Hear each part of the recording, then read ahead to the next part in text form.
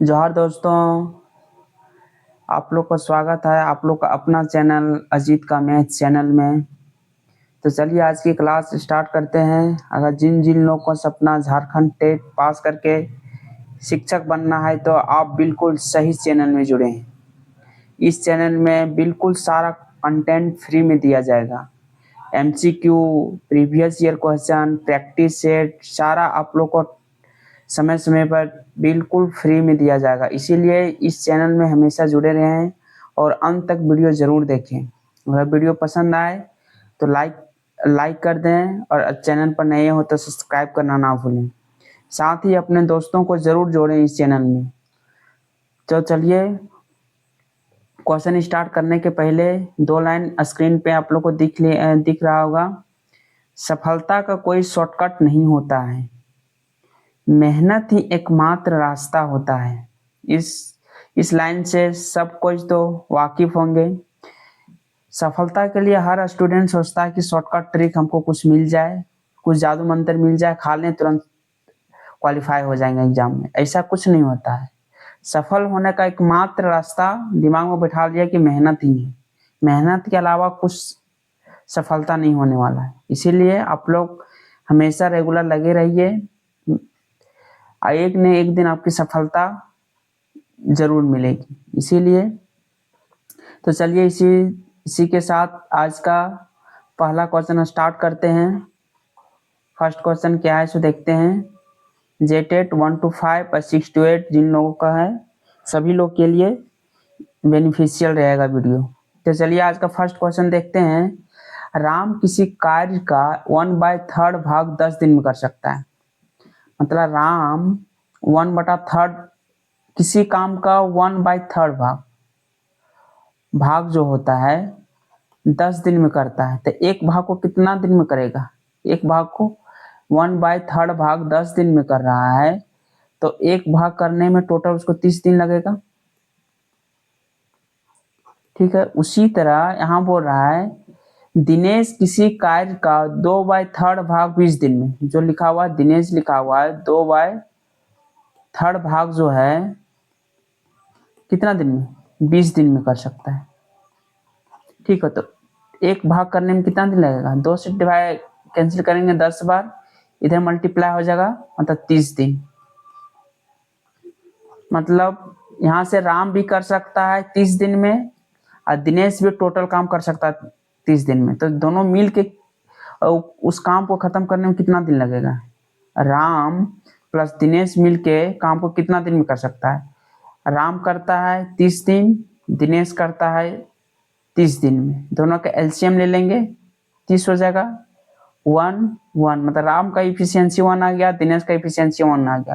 तो total work कितना हो गया? 30 हो गया। और इसका इफिशियंसी 1, इसका 1, 2 हो गया। कितना हो जाएगा? 15 दिन। मतलब दोनों मिलके 15 दिन में कर सकता है। ठीक है, तो इसका आंसर 15 हो जाएगा।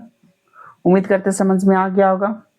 आप लोग को सारा चैप्टर वाइज आप लोग को क्लास दिया जाएगा, मिक्स प्रैक्टिस साथ में साथ चैप्टर वाइज दोनों आपके साथ साथ चलेगा। बस कुछ ही दिन इंतजार कीजिए, सारा कुछ आप लोग का चैप्टर वाइज भी सारा चीज मिलेगा।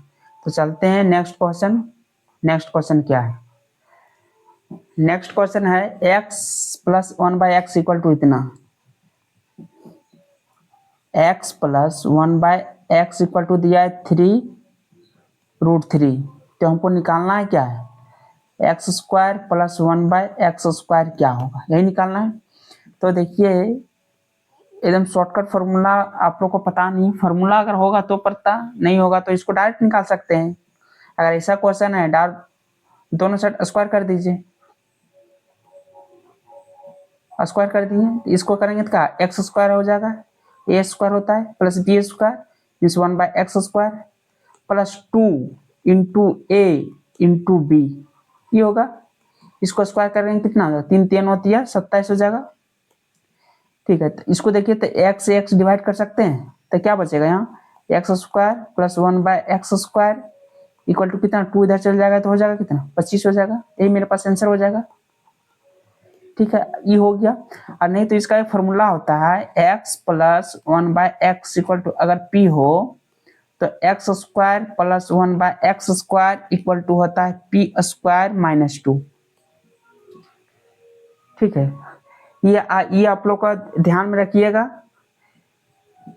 फॉर्मूला से भी बना सकते हैं। p², p क्या है, p इसको बोलते हैं। तो p यहाँ मेरे पास क्या था 3√3, कर सकते हैं 3√3 का स्क्वायर -2, ये कर सकते हैं। तो 3 इसका स्क्वायर क्या होगा 3 × 9 × 27 -2 इक्वल टू 25। इससे भी आ जाएगा आंसर। मतलब जिससे बना सकते हैं, इजी है। इसमें से बहुत सारा फॉर्मूला होता है, अलजेब्रा आप लोग को मिलेगा, सारा फॉर्मूला आप लोग को मिलेगा। बिना फॉर्मूला से भी क्वेश्चन बना सकते हैं, एकदम इजी मेथड बताएंगे, प्लस शॉर्ट ट्रिक भी बताएंगे। उम्मीद करते हैं समझ में आ गया होगा। चलते हैं नेक्स्ट क्वेश्चन, क्वेश्चन नंबर 3। क्या बोल रहा है, एक मशीन के मूल्य में प्रति वर्ष 10% की दर से कमी होती है। मतलब मशीन का मूल्य है प्रत्येक वर्ष 10% की कमी होती है और इसे 3 वर्ष के पहले खरीदा गया था। यदि इसका वर्तमान मूल्य इतना रुपया है तो इसे कितने रुपये में खरीदा गया था। मतलब हम खरीदे कितना में थे, वर्तमान मूल्य इतना दिया, हम मान के चलते हैं x रुपया में हम खरीदे होंगे। ठीक है, 10% की दर से कमी हो रहा है। 10% की कमी मतलब 90/100, कितना ईयर, 3 ईयर कमी हो रहा है। तो 90/100 इंटू 90/100 इक्वल टू कितना हो गया, प्रेजेंट मूल्य 145800। ये हो गया प्रेजेंट मूल्य, मेरे पास यही हो गया। इस समझ में आ गया नहीं। वर्तमान उस टाइम था 3 साल पहले मेरा, हम मान के चलते x रुपया मूल्य था। अगला साल 10% कम हो गया, फिर उसके अगला साल 10% की कमी हो गया, फिर उसके अगला साल 10% की कमी हो गया, और अभी वर्तमान में कमी होने के बाद इतना रुपया बचा है। तो मेरे पास बोल रहा है वर्तमान मतलब x का हमको निकालने बोला, भी x का क्या होगा। तो देखिए, तो 1 2 3 हो गया, 1 2 3 कैंसिल हो गया। अब चलिए 9 से डिवाइड करते हैं। यहाँ से अगर 9 से काटते हैं, 9 से काटते क्या, 9 के 9 यहाँ बचेगा 5, 9 × 6 = 54, 9 × 2 = 18 हो गया। फिर 9 से काटते हैं, 9 से काटते तो कितना होगा, 9 के 9 यहाँ बचा 9 × 72, 1800। फिर 9 से काटते हैं, 9 × 2 = 18, 200। इधर डबल जीरो है, इधर कितना जीरो, 30 बच रहा है। मतलब x = 2 for 30 और मतलब इतना हो गया मेरे पास वर्तमान मूल्य। 1 2 3 4 5 यही हो गया मेरे पास मूल्य हो गया। समझ में आ गया उम्मीद करते हैं। क्वेश्चन ध्यान से पढ़िएगा, जो जो क्वेश्चन बोला जा रहा है बस क्वेश्चन पढ़ते पढ़ते क्वेश्चन भी बनाने का कोशिश कीजिएगा। ऐसा नहीं क्वेश्चन स्पीड में पढ़ लिए उसके बाद फिर कंफ्यूजन हो गया आप कहाँ से स्टार्ट करें। बस एक एक लाइन क्वेश्चन पढ़ते जाइए, साथ में साथ बनाते चल जाइए, देखिएगा बहुत इजी में बना सकते हैं। उम्मीद करते समझ में आ गया होगा। तो चलते हैं आज का नेक्स्ट क्वेश्चन, क्वेश्चन नंबर 4। क्या बोल रहा, 2 अंकों की एक संख्या और उस संख्या के अंकों को परस्पर बदलने पर प्राप्त संख्या का योग, ये क्या है, योग जो है 99 है। मतलब कोई 2 संख्या है, उसको बदल के उसमें जोड़ देंगे, अब प्राप्त योग क्या होगा, 99 होगा। और यदि दोनों अंकों का अंतर 3 होगा, जब दोनों का अंतर निकालेंगे तो मेरे पास क्या होगा, 3 होगा। तो ठीक है, तो चलते हैं। ऐसा क्वेश्चन हमेशा डायरेक्ट ऑप्शन से बनाइए। ठीक है, डायरेक्ट ऑप्शन से बनाइए, मेथड वाइज है, मेथड भी एकदम इजी है लेकिन थोड़ा लॉन्ग पड़ेगा। और ऑप्शन से डायरेक्ट शॉर्टकट तुरंत बना सकते हैं।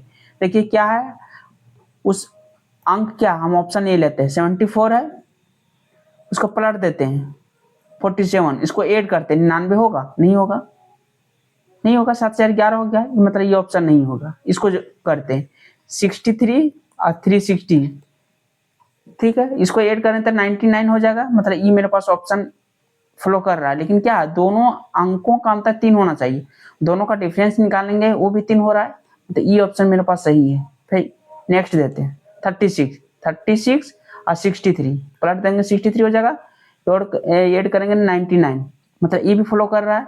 अब डिफरेंस देते हैं, दोनों अंकों का डिफरेंस भी इसमें भी 3 आ रहा है, 6 में 3 घटाएंगे तो 3 आ रहा है, मतलब ई भी ऑप्शन मेरे पास सही है, मेरा दोनों ऑप्शन सही है, इसलिए क्या होगा B and C both correct. समझ में आ गया? ऐसा हमेशा ऑप्शन से बनाइए, दोनों मेथड है, ठीक है, 2 मेथड है, इसमें दोनों से बना सकते हैं, लेकिन उस मेथड लॉन्ग पड़ेगा, उसमें अगर बोलिएगा उसमें बता देते हैं। 2 अंकों की संख्या ले लेते हैं 10a प्लस बी, और उसको पलट देते हैं, पलट देंगे तो क्या होगा, पलट देंगे तो 10b प्लस a, इसको दोनों को अगर योग करेंगे तो मेरे पास योग होता है 99, यही बोला गया। इसको ऐड करें 10a प्लस यहाँ 1a 11a हो गया, और उसके बाद b और 10b 11b, 11 सीधा कॉमन ले लिए, दोनों में 11 कॉमन ले लिए, इक्वल टू 99, इसको डिवाइड करेंगे 9 बार में हो जाएगा, a plus B equal to 9, ठीक है। और माइनस दोनों का डिफरेंस निकालेंगे तो डिफरेंस क्या होगा, डिफरेंस मेरे पास कितना दिया हुआ 3 दिया हुआ, 3 दिया हुआ, इसको डिवाइड करेंगे तो 2a इक्वल टू कितना जगह 12 हो जाएगा, a इक्वल टू कितना जगह 6 हो जाएगा, 6 हो जाएगा। अगर a इक्वल टू 6 हो गया तो इसमें 6 अगर यहाँ पुट करेंगे तो क्या हो जाएगा, a इक्वल टू 6 पुट करेंगे तो b इक्वल टू यहाँ से किसने निकाल, पहले b निकालिए, b इक्वल टू कितना आ गया, a plus B equal to 9 है, a इक्वल टू 6 तो b इक्वल टू 3 हो जाएगा, 3 हो जाएगा। तो इसमें अगर पुट करेंगे a इक्वल टू 6 पुट करेंगे तो यहाँ कितना आ जाएगा 63 हो जाएगा, और b इक्वल टू यहाँ 3 पुट करेंगे और a इक्वल टू 6 पुट करेंगे, यहाँ कितना होगा 36 हो जाएगा, मतलब मेरे पास दोनों ऑप्शन सही हो जाएगा, बोथ करेक्ट। इसलिए इससे भी बना सकते हैं या इससे भी बना सकते हैं, बाय ऑप्शन भी बना सकते हैं, जो आपको इजी लगे दोनों बना सकते हैं। उम्मीद करते हैं समझ में आ गया होगा। चलते हैं नेक्स्ट क्वेश्चन, क्वेश्चन नंबर 5, ठीक है। क्या बोला, एक व्यापारी 5 रुपये प्रति 10 चॉकलेट की दर से कुछ चॉकलेट खरीदता है, मतलब 5 रुपया में एक व्यापारी 10 टॉफी खरीदता है, ठीक है, कुछ चॉकलेट खरीदता और उन्हें 10 रुपये प्रति 5 चॉकलेट की दर से बेच देता है। अब बेचने टाइम जब जाता है तो क्या करता है, 10 रुपया में क्या करता है 5 टॉफी बेचता है, ठीक है। बेचने टाइम जब बेचने गया तो खरीदने टाइम खरीद के लाए 5 रुपये में 10 टॉफी लाए, अब बेचने जब गए तो 10 रुपये में 5 टॉफी बेच दिए, ठीक है। तो हमको बोला प्रॉफिट या हानि क्या होगा, हम करते हैं इसको टॉफी को इक्वल कर लीजिए, यहाँ 10 टॉफी है, यहाँ भी 10 टॉफी कर लीजिए, 2 से मल्टीप्लाई करेंगे, 2 से इसमें भी मल्टीप्लाई करेंगे, मतलब 20 रुपया हो गया, 20 रुपया हो गया कितना 10 टॉफी, मतलब 10 टॉफी खरीदे थे 5 रुपया में, अब बेचने जब गए तो 10 टॉफी बेच दिए 20 रुपया में, तुमको प्रॉफिट कितना हुआ 15 रुपया का हुआ, 15 रुपया का हुआ, खरीदे थे कितना में 5 रुपया इंटू 100 कितना होगा 5 दिया 15, मतलब 300%, मतलब इतना मेरे पास प्रॉफिट हुआ। समझ में आ गया? बस दोनों को इक्वल कर लेना, टॉफी को इक्वल करना है, क्योंकि टॉफी हम जितना खरीद के लाएंगे उतना ही टॉफी में बेचने जाएंगे, 10 को खरीद के लाए तो 10 टॉफी हम बेचने किए, इसे 10 टॉफी को इक्वल की, टॉफी इक्वल किए, 2 से मल्टीप्लाई कर दिए 10 आ गया, इधर भी 2 से मल्टीप्लाई करेंगे 20 आ गया। तो 5 रुपया में खरीदे थे 20 रुपया में बेचे, 15 रुपया प्रॉफिट हुआ, 5 रुपया में 300% हो गया। समझ में आ गया उम्मीद करते हैं। चलते हैं आज का नेक्स्ट क्वेश्चन, क्वेश्चन नंबर 6। क्या बोल रहा है, किसी आयत की लंबाई 80 सेंटीमीटर परिमाप वाले एक वर्ग की भुजा का 2 गुना है। जो आयत की लंबाई है एक वर्ग है, ठीक है, वर्ग की भुजा का डबल है आयत की लंबाई। वर्ग का भुजा कैसे निकालेंगे, वर्ग का भुजा करने के लिए वर्ग का परिमाप दिया हुआ है 80 सेंटीमीटर, 80 सेंटीमीटर अगर वर्ग का परिमाप है मतलब सब कितना होगा 20 होगा, भुजा 20 होगा, नहीं 20 चौक 80 हो गया, मतलब इसका भुजा 20 है तो आयत का लंबाई क्या होगा, आयत का अगर लंबाई निकालेंगे आयत का लंबाई इसका डबल है मतलब 40 हो गया, ठीक है। आयत का चौड़ाई मेरे पास बी दिया हुआ है, बेस दिया हुआ कितना है 20 सेंटीमीटर, तो बोल रहा आयत का क्षेत्रफल क्या होता है, आयत का क्षेत्रफल अगर निकालेंगे तो हो जाएगा एल गुणे बी, एल गुणे बी मीन्स 40 गुणे 20 800 सेंटीमीटर स्क्वायर। यही होगा आंसर। उम्मीद करते समझ में आ गया होगा। तो चलते हैं नेक्स्ट क्वेश्चन। क्वेश्चन नंबर 7 क्या बोल रहा है, -5/2 को इतना के बीच एक परिमेय संख्या है। ठीक है, इतना और इतना के बीच में बोल रहा कौन एक परिमेय संख्या है। ठीक, तो देखते हैं -5/2 से हमको निकालना है 4/8। -5/2 को इसको हम डिवाइड करते हैं तो कितना क्या होगा, 2 दूना 4, 5 दूना 10, माइनस इतना होगा से कहाँ तक जाना है, इसको डिवाइड करते हैं 1/2 होगा मतलब 0.5, मतलब इसके बीच में कौन सा संख्या जो है इसके बीच में आएगा, सो हमको चेक करना है। 2 तो नहीं आएगा, 2 तो इससे आएगा, आगे आ जाएगा, मतलब ये ऑप्शन नहीं होगा। 1/5 मीन्स कितना होगा 0.2, 0.2 तो इसके अंदर आएगा, 0.2 आएगा तब नहीं 0.2, 0.3 तब ना 0.5 आएगा, मतलब 0.2 इसके बीच में आ रहा है, मतलब ई मेरे पास आंसर हो सकता है। अब चेक करते हैं 5, ये 5 है, 5 तो बहुत आगे हो जाएगा, 5 तो मेरे पास नहीं होगा।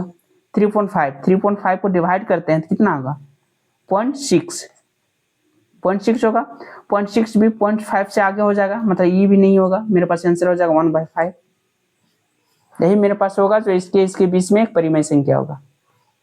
आप लोगों को सारा कुछ बताया जाएगा, परिमेय संख्या किसको कहते हैं, परिमेय संख्या किसको होते हैं, रेशनल नंबर, सारा कुछ आपको बताया जाएगा। ठीक है, उम्मीद करते समझ में आ गया होगा। जो समझ में नहीं आएगा कमेंट करके बता दीजिएगा, नेक्स्ट क्लास में उसका जरूर सोल्यूशन आपको दोबारा बताया जाएगा। तो चलते हैं आज का next question, question number 9। Question number 9 चलते हैं। ये लगता छूट गया है क्वेश्चन क्या, चलिए अच्छा ठीक है, चलते हैं क्वेश्चन नंबर 9 में। क्या है, 1/2, 3/4, 27/16 एंड 81/64 का एलसीएम हमको एचसीएफ ज्ञात करना है। क्या है, 1/2, 3/4, 27/16 और 81/64 का एचसीएफ। एचसीएफ अगर निकालना होगा तो क्या करना है, ऊपर का एचसीएफ और नीचे एलसीएम, और एलसीएम अगर हमको निकालना है तो ऊपर का एलसीएम और नीचे का एचसीएफ, यही होता है। ठीक है, तो हमको यहाँ निकालना है एचसीएफ, एचसीएफ को मतलब ऊपर का एचसीएफ हमको निकालना पड़ेगा और नीचे का एलसीएम। ठीक है, ऊपर का एचसीएफ देखिए 1, 3, 27, 81 का एचसीएफ क्या होगा, एचसीएफ जो तीनों में हो सकता है, तीनों में एक ही है का 3 लेंगे तो इसमें 3 नहीं है, इसलिए एक है सब में, तो एक मेरे पास होगा। एक यहाँ पे मतलब ई 9 है, ये नहीं होगा, ये नहीं होगा, या तो ऑप्शन बी होगा या तो ऑप्शन डी होगा। ठीक है, आप देखते हैं कि नीचे का एलसीएम क्या होगा, नीचे के एलसीएम देखिए कभी भी 2 हो सकता है एलसीएम, इतना तो छोटा एलसीएम नहीं होगा।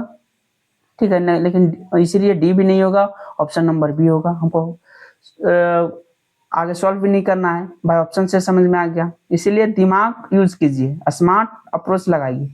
कैलकुलेशन करने से कुछ स्टूडेंट बच जाएगा, नहीं तो 2, 4, 16, 64 का तुरंत एलसीएम निकालने बैठ जाएगा। जब हम थोड़ा सा दिमाग में देख रहे हैं डायरेक्ट ऑप्शन से मेरा पर बन रहा है, तो कहा है हम कैलकुलेशन उतना दिमाग लगाने चाहिए, मेरे पास एग्जाम में उतना टाइम नहीं रहता है। उम्मीद करते समझ में आ गया होगा।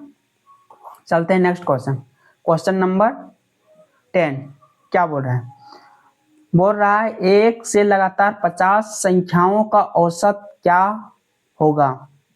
ठीक है, आप लोग को प्रीवियस क्लास में आप लोग का एक वीडियो देख लीजिएगा, उसमें आप लोग को बताया गया था औसत निकालने का, सबका फॉर्मूला बताया गया था। ठीक है, तो आप उस वीडियो में देख लीजिएगा, पूरा समझ में आ जाएगा। तो चलते हैं, क्या बोल रहा है, 1 से लगातार 50 संख्याओं का औसत, औसत होता है टोटल संख्याओं का सम बाय टोटल संख्या। ठीक है, जैसे 1, 2, 3 का बोल देंगे औसत निकालने की, इसका होता है कि तीनों को ऐड कर लीजिए और 1, 2, 3 नंबर है 3 से डिवाइड कर दीजिए, यही एवरेज होता है मेरे पास। तो हमको बोल रहा है 1 से लगातार 50 तक, 1, 2, 3 से लेकर के हमको जाना कहाँ तक 50 तक एवरेज निकालना है। एवरेज के लिए पहले सबका सम करना पड़ेगा, और सम का फॉर्मूला क्या बोलते थे हम? सम का क्या बताता? 50 तक का है तो होता है n इंटू एन प्लस 1/2। लगातार नंबर के लिए सम यही होता है। तो करेंगे 50 तक बोल रहा है तो 50 गुने 50 प्लस 1 51/2 करेंगे तो 25 गुने 51 कितना होगा? 25 गुने 51, ये हो गया टोटल सम हो गया। सम हो गया तो एवरेज हमको निकालना है, औसत नहीं निकालना है मेरे पास। औसत के लिए क्या, सम जितना है टोटल नंबर मेरे पास कितना है 50 नंबर तक, 50 डिवाइड कर देंगे, 25 दूना 50, इसको डिवाइड करेंगे तो हो जाएगा कितना 25.5 हो जाएगा, चलिए 25 हो जाएगा। ऑप्शन नंबर बी हो गया। समझ में आ गया? पहले सम कर लीजिए और टोटल नंबर 50 है, 50 से डिवाइड कर दी, और सम करने का फॉर्मूला यही होता है n into N plus 1/2। Formula नहीं जानिएगा कोई दिक्कत नहीं है, सम करने का सीधा फार्मूला देखिए लगातार संख्या रहेगा। जैसे हम 20 तक बोलेंगे, 20 गुने किस एक नंबर बढ़ा के कर दीजिए, डिवाइड 2 से डिवाइड कर दीजिए, यही से मेरे पास सम हो गया। 10 तक करना है तो 10 इंटू 11/2 कर दीजिए, 10 तक का सम निकल गया। सम निकल गया और जितना नंबर है उससे डिवाइड कर दीजिए तो औसत निकल जाएगा। समझ में आ गया होगा? तो चलते हैं नेक्स्ट क्वेश्चन। आज का क्या है? Question number 11